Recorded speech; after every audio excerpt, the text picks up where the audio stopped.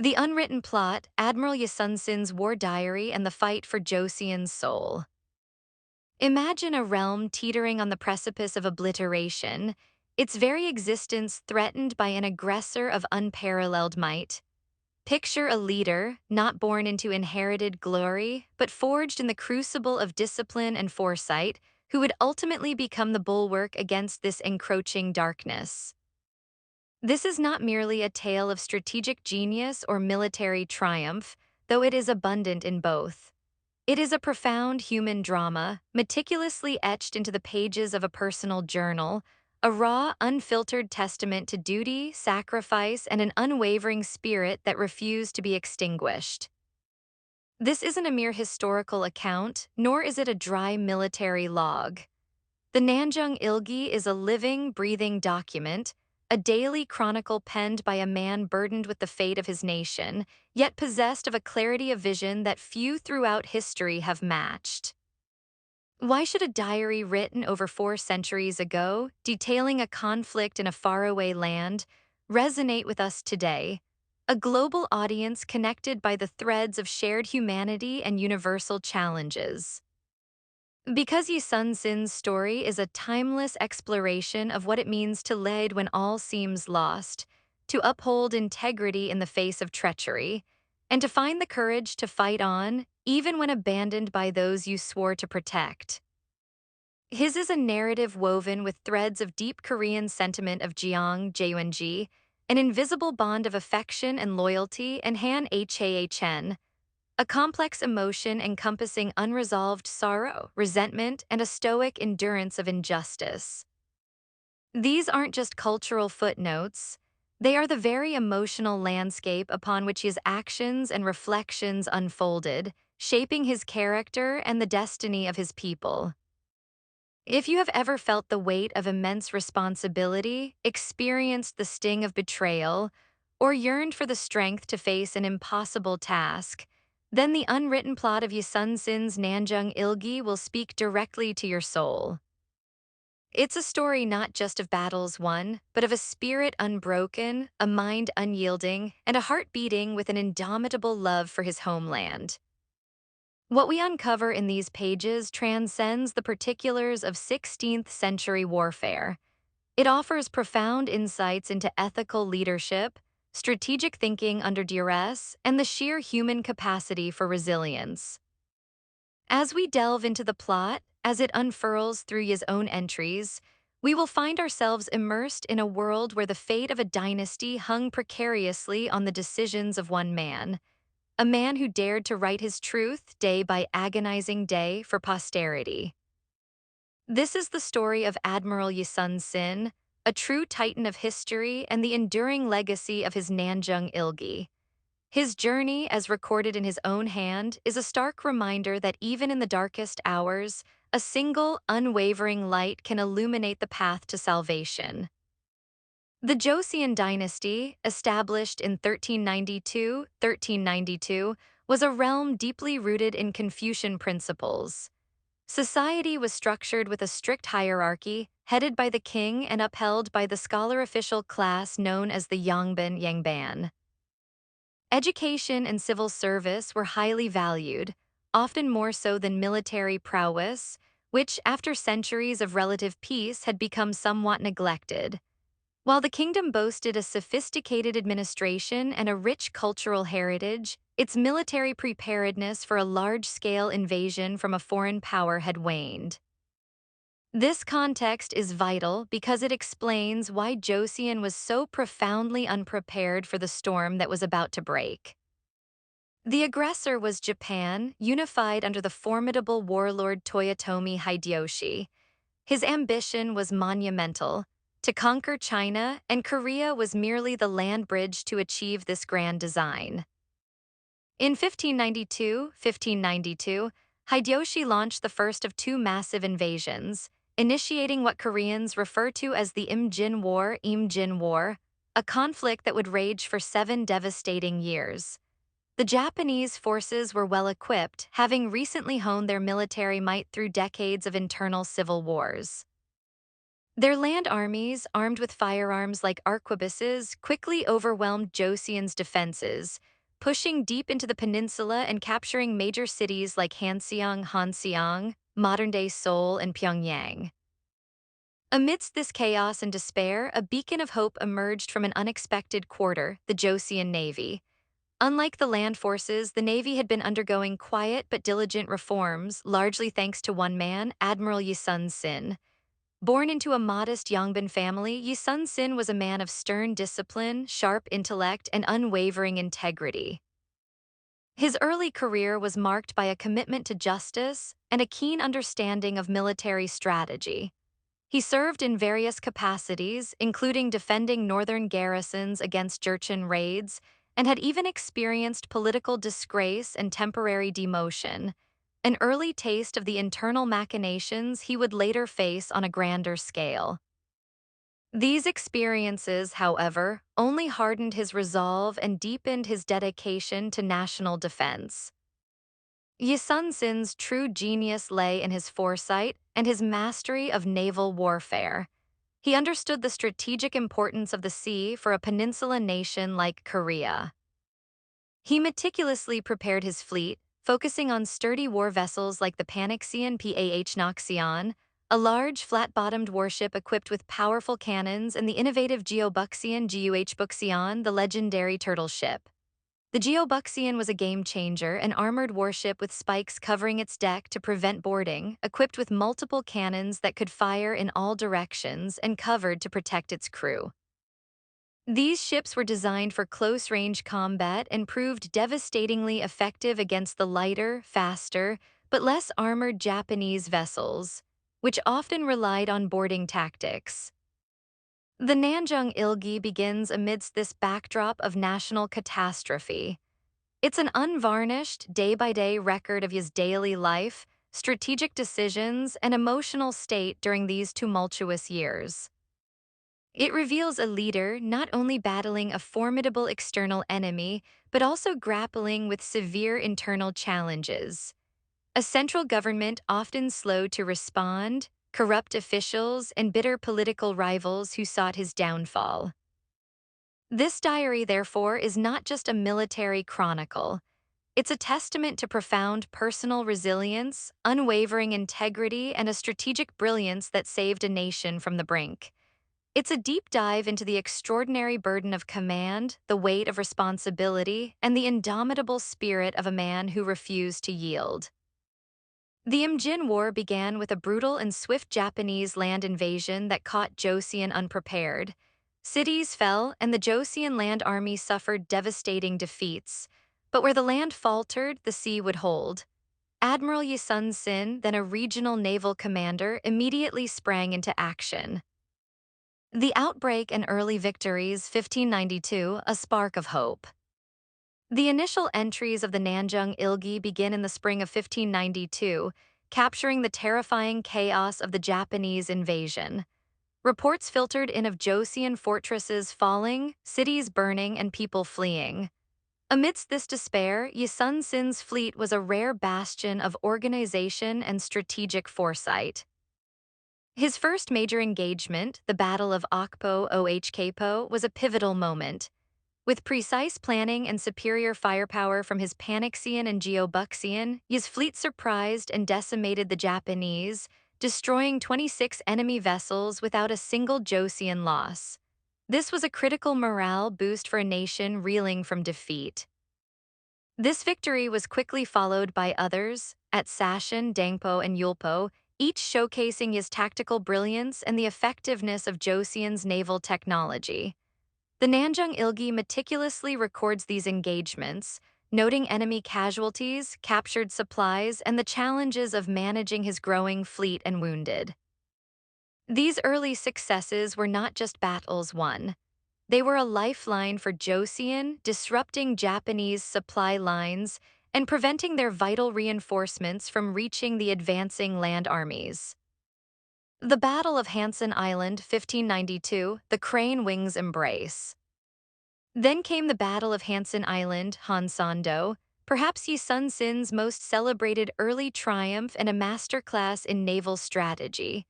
Japanese forces, regrouping and confident in their numerical superiority, sought to overwhelm Yi's fleet, but Yi had a plan.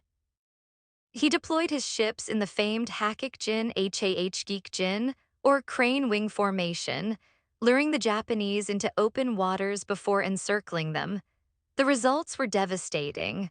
The larger, more heavily armed Joseon ships rained down cannon fire and arrows upon the trapped enemy. The Nan-Jung Il-gi records the annihilation of a vast Japanese fleet, a victory that crippled Japan's naval capacity in the southern seas for a crucial period. This battle cemented Yi's reputation as an unparalleled naval strategist. Political intrigue and imprisonment, 1590–1597, a nation's self-inflicted wound. Yet even as Yi Sun-sin defended his nation from external threats, internal dangers loomed. The Joseon court was plagued by factionalism and jealousy. Despite his undeniable victories, Yi faced constant slander and accusations from rivals, most notably Admiral Wohn, who harbored deep resentment towards Yi. In a shocking turn, fabricated intelligence, likely orchestrated by Japanese spies and internal enemies, led to Yi being ordered to confront a Japanese fleet in unfavorable conditions. When he refused, citing strategic disadvantages, he was accused of insubordination.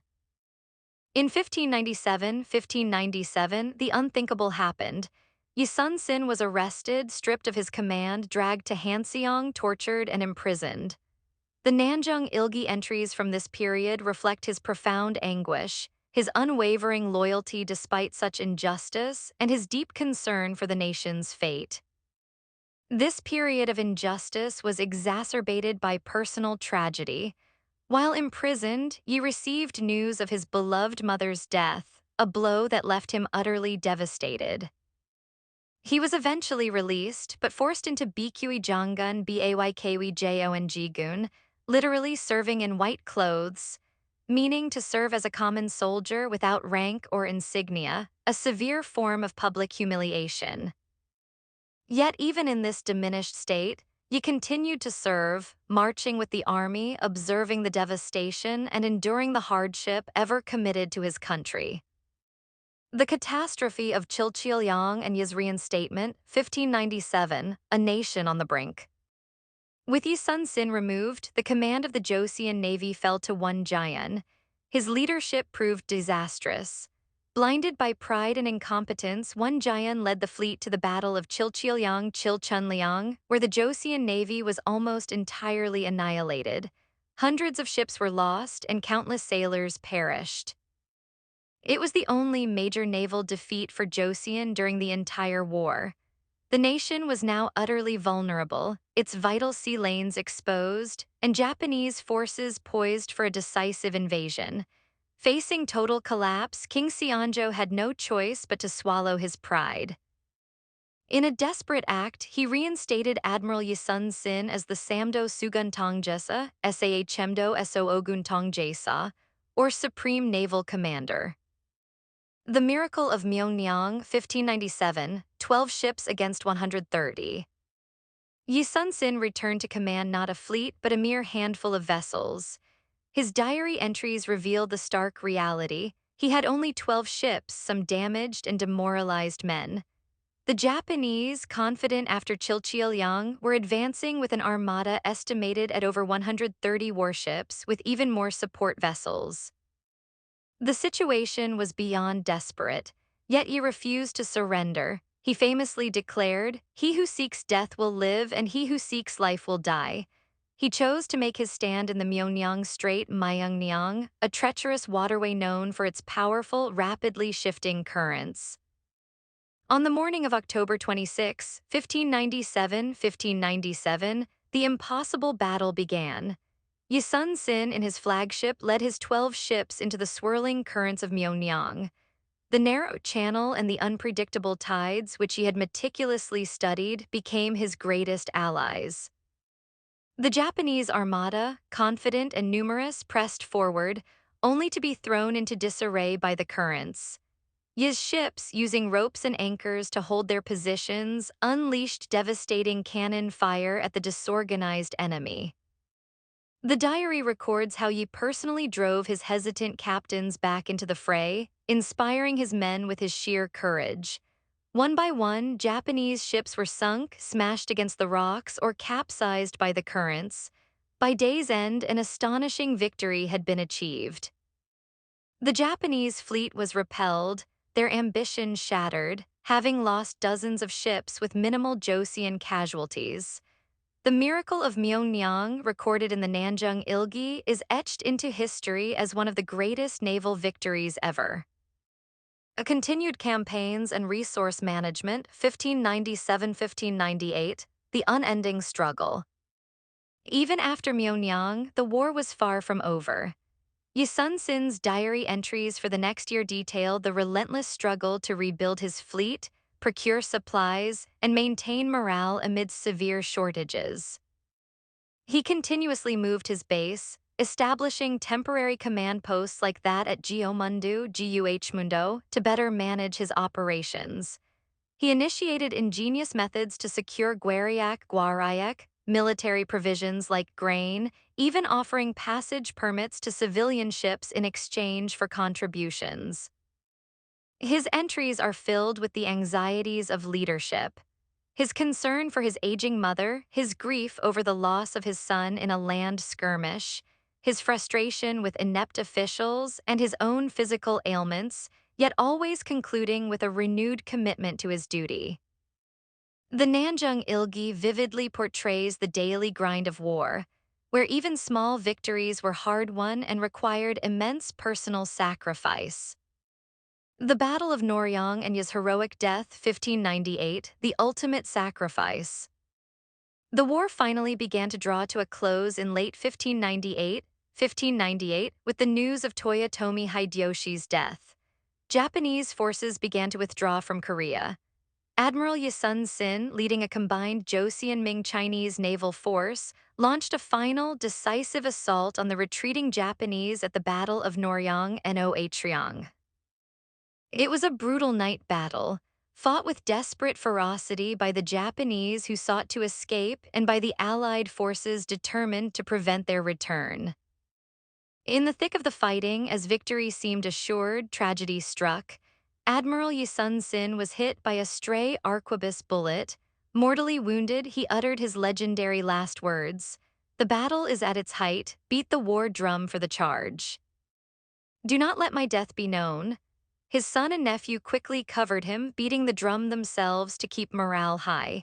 Yi Sun-sin died as he lived, a warrior, utterly dedicated to his nation until his very last breath, ensuring the final victory of Joseon and the defeat of the Japanese invasion. The Nan-Jung Il-gi's final entries, though not written by him in his dying moments, signify the conclusion of his life's work, a testament to his ultimate sacrifice. Admiral Yi Sun-sin's story, as told through the unvarnished pages of his Nan-Jung Il-gi, is far more than a chronicle of war. It is a profound exploration of human leadership, sacrifice, and the enduring spirit of a nation. His experiences offer timeless lessons that resonate deeply even in our modern, complex world. In contemporary South Korea, Admiral Yi Sun-sin is not merely a historical figure. He is an enduring symbol of national pride and resilience. His statues stand tall in major cities, his image adorns currency, and his story is a cornerstone of national identity. This reverence is deeply rooted in the Nan-Jung Il-gi, which paints a picture of a leader who overcame seemingly insurmountable odds. For Koreans, Yi Sun-sin embodies the spirit of perseverance, against adversity, a cultural value forged through centuries of challenges. His ability to rally a depleted force against a powerful enemy speaks to the nation's historical experience and its capacity for collective strength. His leadership principles are studied not just in military academies, but in boardrooms across the country. His meticulous planning, strategic foresight, and unwavering commitment to duty offer profound lessons in crisis management and ethical governance. In an era where trust in leadership can often be fragile, Yi's integrity and his profound Jeong for his men provide a powerful archetype. He taught that true leadership isn't about power or personal gain, but about service, sacrifice, and a deep, empathetic connection to those you lead. The dramatic events chronicled in the Nan-Jung Il-gi have also found a vibrant life in K-culture, captivating audiences far beyond Korea's borders. Films like The Admiral, Roaring Currents, 2014, which dramatized the Battle of Myeong-Nyang, broke box office records and introduced Yi Sun-sin's incredible story to a global audience. These adaptations often emphasize his human struggles, his profound sense of Han over the injustices and suffering, and his ultimate triumph against impossible odds. They resonate because they tap into universal themes: the underdog fighting for survival, the integrity of a hero against corrupt forces, and the enduring power of the human spirit. Beyond the specific context of Joseon Korea, Admiral Yi Sun-sin's legacy offers profound universal lessons. He stands as a testament to the power of a clear vision, even when facing a storm of confusion and despair. His story reminds us that preparation, innovation, and an unwavering commitment to one's principles can turn the tide against seemingly insurmountable challenges. He teaches us that true strength lies not just in military might, but in moral fortitude, the ability to inspire loyalty, and the courage to make difficult decisions when everything is on the line. His relentless fight against political corruption, even while battling a foreign invader, is a poignant reminder of the eternal struggle between integrity and expediency.